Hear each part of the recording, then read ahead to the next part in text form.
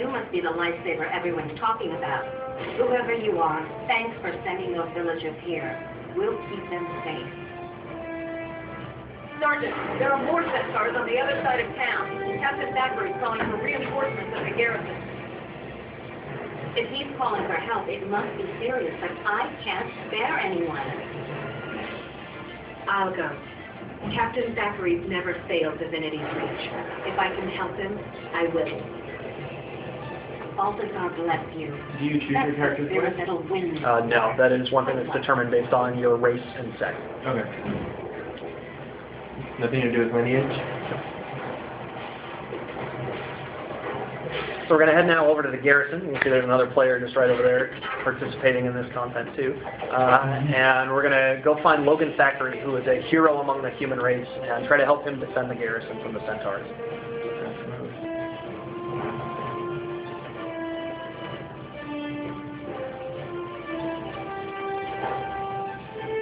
So you'll notice it's raining and there's lightning going on here. This is part of our dynamic weather system, where we'll actually come back into this map later after this battle is done, and you'll see a completely different weather system going on.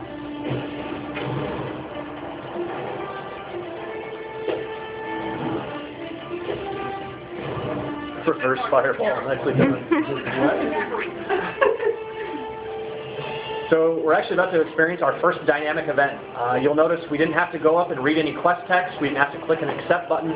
We run right in, and instantly you can see what's going on and get right into combat.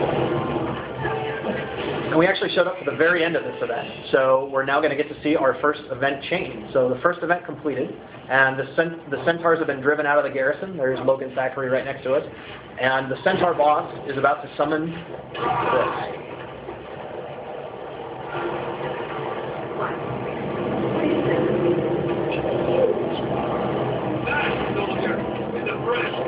We're going to take it down.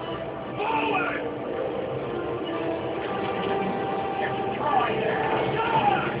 So this is the point in a traditional MMO where you would usually be killing 5 rats or collecting 5 wolf pelts. And we've tried to take giant bosses that you would find much later in games and throw them right in the first 5 minutes of gameplay. One of the things you'll notice is already combat is a lot more action-oriented. You can use skills when you're moving. You can roll and dodge out of the way of projectiles. It's all very smooth, and it's something that's really important to us, is to have a combat system that feels really immersive, and you can see what's going on instead of having to watch UI bars and watching little icons pop up all over the screen.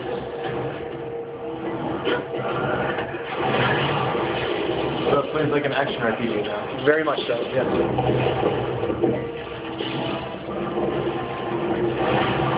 Is there any time you have to pause to, like, cast Bronze Magic? Some skills do work that way if you want to. For example, the Elementalist healing skill, skill 6, you can hold it down and you slowly gain your health back, and you're locked in place while you're doing that. But many of the skills work as you're moving and running around. So the Elemental has exploded, we've defeated it, and a piece of it just hit us in the head, and our character has been knocked out for 3 days, and we're about to wake up in a field hospital. Where am I? What happened? You were injured when the elemental exploded.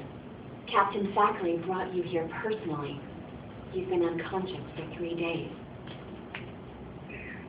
You had lots of visitors. So this is another point where cinematic branches to reflect the biography choices we've made. The Tavern Keeper and his daughter who came to check on us is because we're from the commoner class, and we'll see them in a little bit. If we were a noble, there would be a rich noble from the city would come check on us. From the city streets, our best friend would come check on us.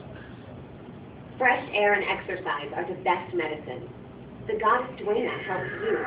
Perhaps you could help others. There's an injured guy in the background. Thanks. Somebody just pulled his bandage off. Thanks for taking such good care of me. Not at all. Shaymore is in your debt. May Duena protect you in your trouble. The wounded. Yeah. You can see if you look to the right, there's some wounded people who are scattered around here making those noises. So we've completed our first personal story set. We've come out of the tutorial. Oh, there's a wounded guy. And Leah's gained a level. So she can assign her attribute points, which changes the damage of her skills and raises her stats and health and whatnot. The other thing we're going to show you is I told you earlier about how your personal story journal updates as you complete stuff in the game. So you can see this is the step that we're currently on in our personal story. And if you go back, you can see there's a whole summary of all the things we've done so far. So we defended the garrison. We helped destroy the elemental. All of that is tracked here, so you can just go back and read that whenever you want and read your story. Stories can probably get very long. If you do a lot of stuff, there's a lot you can go back and read if you want. Yeah. So you'll notice we're in the area here that got attacked before, and it's completely different. And this guy is a scout. It's dangerous when bandits and even the wildlife have it out for you. We welcome any help you could give. What are the hearts? So what the scouts do is they show you these little hearts, which are locations where you can go do little activities and mini games in the game world. And these provide characters who need a little bit more direction, or players who need a little bit more direction, with places to go in the world to do things. These also happen to be places where a lot of dynamic events can kick off and happen. This is the only one of these guys you ever need to talk to. After this, the scouts are totally optional, so if you're the kind of person who loves to explore in games, you can just go find everything on your own, and you never need any guidance. You can discover it all. If you're the kind of person who needs a little bit of direction, you can always talk to a scout and get a little bit of direction. And So know they what lead areas you to hotspots? Basically, yeah. Can you kill NPCs yourself? You cannot, no. One of the important things for us about the game is that you should always be on the same team. You should always be the hero, and you should feel like the NPCs in the world and the other players, you're all on the same team together, and we want you to feel like you're heroic and that you're, you know, we don't want to have the you're being the bad guy element. So you're the good guy? Yeah. Okay. Where am I? What happened? Yeah, just skip it.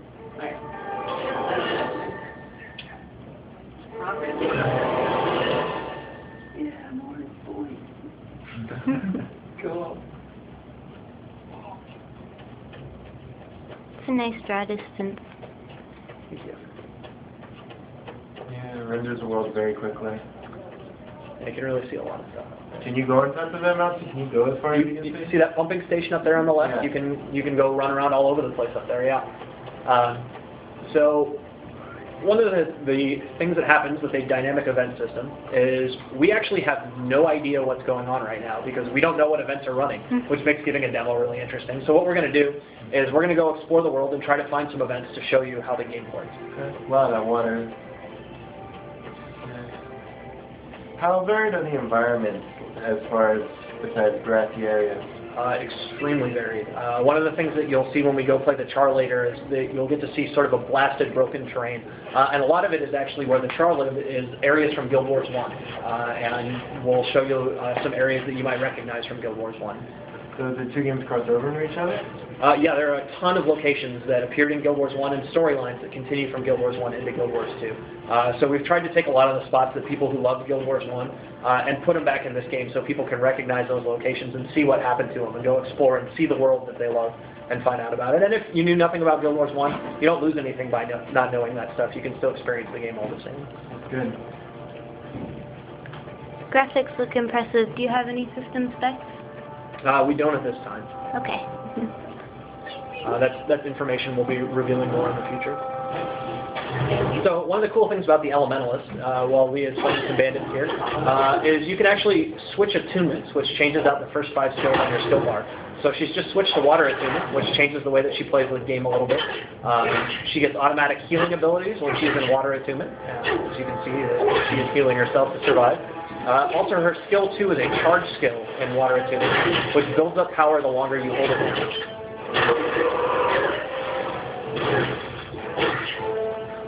And then you can switch back to fire attunement, and it does damage to guys who are nearby you when you make the switch. There also will be air and earth attunement at higher levels that you can switch to, and those first 5 skills will all swap out between those different attunements.